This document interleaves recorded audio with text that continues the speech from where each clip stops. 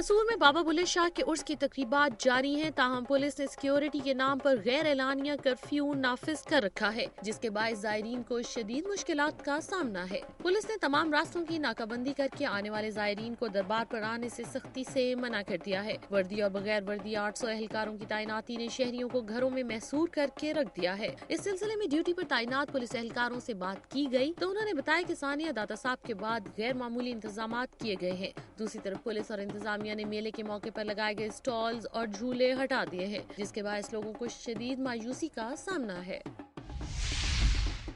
حافظ آباد پولیس نے جائیداد کے تنازع پر اغوا ہونے والے کمسن بچے کو بازیاب کروا لیا۔ غلام نبی کا اپنے بھائیوں کے ساتھ جائیداد کا تنازع چل رہا تھا، جس سے اس نے اپنے 4 سالہ بھتیجے عبداللہ کو فیصل آباد سے اغوا کر کے حافظ آباد کے ایک مکان میں قید کر لیا اور فون پر اپنے بھائی سے 25 لاکھ روپے کا مطالبہ کرتا رہا۔ پولیس نے فون کالز ٹریس کر کے ملزم کو گرفتار کر کے بچہ بازیاب کر لیا۔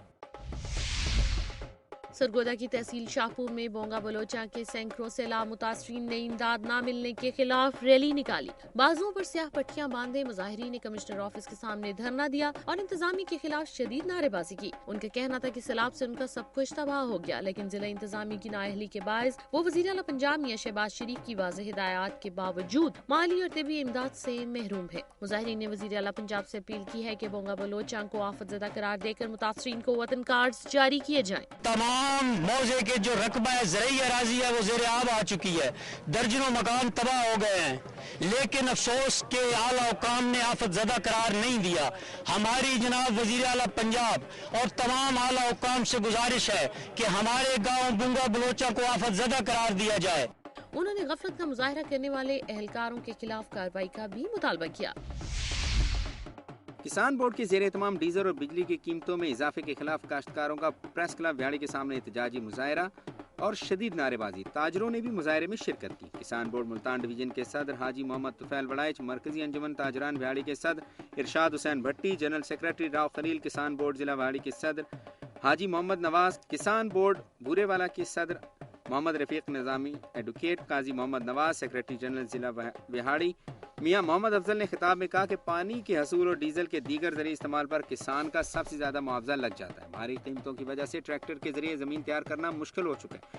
حکومت قیمتوں میں کمی کا اعلان کرے۔ انہوں نے کہا کہ سیلاب میں کپاس، چاول اور گنے کی کھڑی فصلیں تباہ ہو چکی اور صرف کاٹن کی 25 لاکھ گانٹھوں کا نقصان ہو چکا ہے۔ حکومت نہ صرف سیلاب زدہ علاقوں میں نہر اور پل تعمیر کر کے نہری پانی کی فراہمی ممکن بنائے، بلکہ کٹ لگانے کے ذمہ داروں کا تعین کر کے قوم کو آگاہ کیا جائے۔ انہوں نے کہا کہ حکومت سیلاب زدگان کے زرعی قرضوں کی معافی، بیج کی مفت فراہمی، بجلی کی مفت فراہمی کے فیصلوں پر فوری عمل درآمد کرے اور سیلاب زدگان کے سڑکوں پر آنے سے پہلے یہ تمام اقدامات کیے جائیں، جبکہ دیگر کسانوں کو بجلی اور ڈیزل کی قیمتوں میں فوری ریلیف فراہم کیا جائے۔ بعد میں مظاہرین پرامن طور پر منتشر ہو گئے۔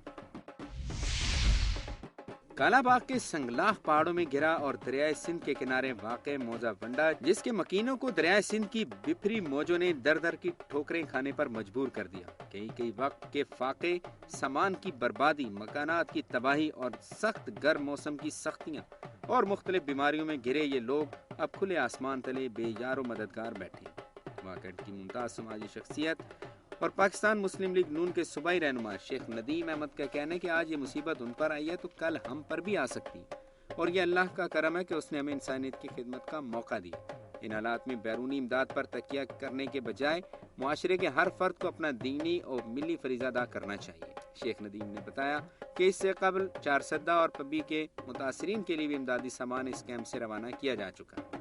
دنیا نیوز ٹیم کے ہمراہ جب شیخ ندیم احمد کی جانب سے امدادی قافلہ ونڈا پہنچا تو سورج اپنی پوری تمازت کے ساتھ چمک رہا تھا۔ امدادی کارکنان نے وقت ضائع کیے بغیر امدادی سامان کی تقسیم شروع کر دی۔ کالا باغ میں واقع خیمہ بستی کے متاثرین نے بتایا کہ جو لوگ شہروں کے نزدیک ہیں انہیں تو امداد مل جاتی ہے، مگر دور دراز اور مشکل علاقوں میں لوگ آج بھی کٹھن حالات سے دوچار ہیں۔ سماجی کارکن ملک حبیب نے بتایا کہ یہ آبادی 3 اطراف سے پانی میں گھری ہوئی ہے اور واحد ذریعہ کشتی ہے۔ وہاں موجود افراد نے دنیا نیوز کا شکریہ ادا کرتے ہوئے کہا کہ انہوں نے ہماری آواز پر یہاں کا دورہ کیا۔ دریائے سندھ کے کنارے اس آبادی کو 12 لاکھ کیوسک کے ریلے نے تباہی سے دوچار کر دیا، مگر یہ پرعزم ہے کہ پاکستان کے عوام اور عالمی برادری مشکل کی اس گھڑی میں ان کے شانہ بشانہ ہے، مگر اس کے لیے پرعزم دیانتدار قیادت کی ضرورت ہے جو مشکل حالات کا مقابلہ کرنے اور ملک کو ترقی کی راہ پر گامزن کرنے کا عزم رکھتی ہو۔ عبدالحنان راجہ، دنیا نیوز، واقع۔ صوبہ پنجاب سے موصول ہونے والی خبریں اور رپورٹس آپ نے ملاحظہ کی. اب آپ کو لیے چلتے ہیں مرغزاروں کی سرزمین گلگت بلتستان کی طرف اور نظر ڈالتے ہیں علاقے کی اہم رپورٹس اور خبروں پر.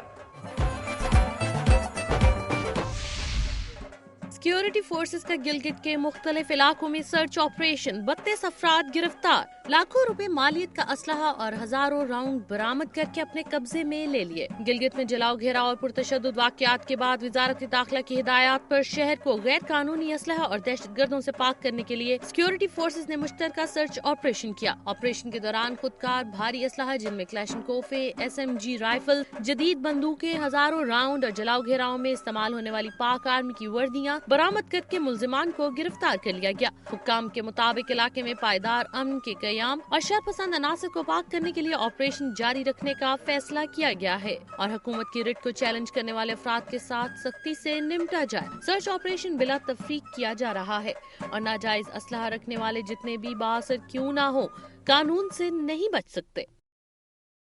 ناظرین، آج کا پروگرام آپ نے دیکھا. میری دھرتی میری دنیا کی ٹیم عوامی مسائل کو اجاگر کرنے اور ان کی مشکلات کو ارباب اختیار تک پہنچانے کے لیے نئے جوش اور جذبے کے ساتھ میدان میں موجود ہے.